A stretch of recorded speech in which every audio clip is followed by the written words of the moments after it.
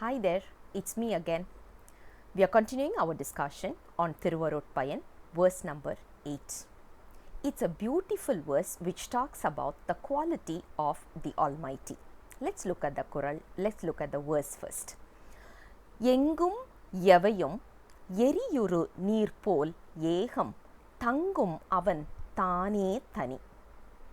If someone is asking, what is the attribute? Where is God? How do you classify him? How do you categorize him?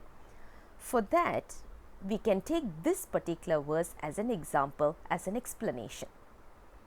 Whether it is the living thing or the non-living thing, whether we call it as the soul or all the non-living things around us, in every single element you will see the Almighty's influence. How do we classify that? How do we identify that? How do we know that he is there? Simple. Within a soul, he is there as the consciousness. Within the soul, he is there as the intelligence, who is constantly telling us what to do, what not to do. So, he is within us, he is there to guide us, which is very clear. Now, when you talk about the non-living things, is God in that also? And the answer is yes. For example, the analogy that the Guru is giving over here is called as fire or rather the heat in the water. So, the temperature that you see in the water, which makes the water a little bit warm, that is the example, that is the analogy that the Guru is using. Let's not talk about an external fire, an external warmth in the water. Rather, let's take our human anatomy, the body itself, as an example. Let's look at this body.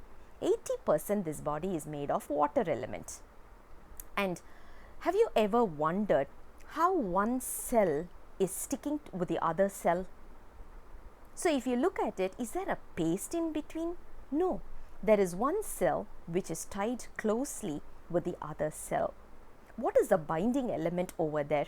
It is simple water. It is simple water, and the heat that is generated within the body makes this kind of a glue which sticks one cell to the other cell.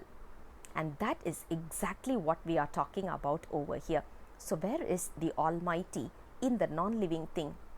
He is the water, as well as he is like the warmth which keeps our body intact.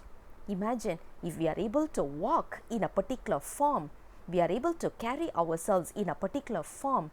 What is more important is the warmth as well as the water element. So, the Almighty is something similar to that. He is in everything. So, there are three phrases that we need to be aware of.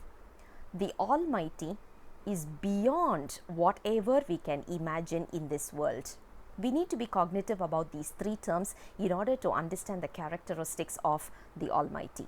The first one is he is beyond everything. You can't classify him, you can't give him a name, you can't talk about a space, or you can't give him a boundary. He is beyond everything. The first one. The second one is he is there who he's actually part of everything. He has mixed himself into everything. He has been part of everything that we are seeing, whether living thing or non-living thing. And the third one is he is the one who acts as the external force in order for a thing to perform its functions.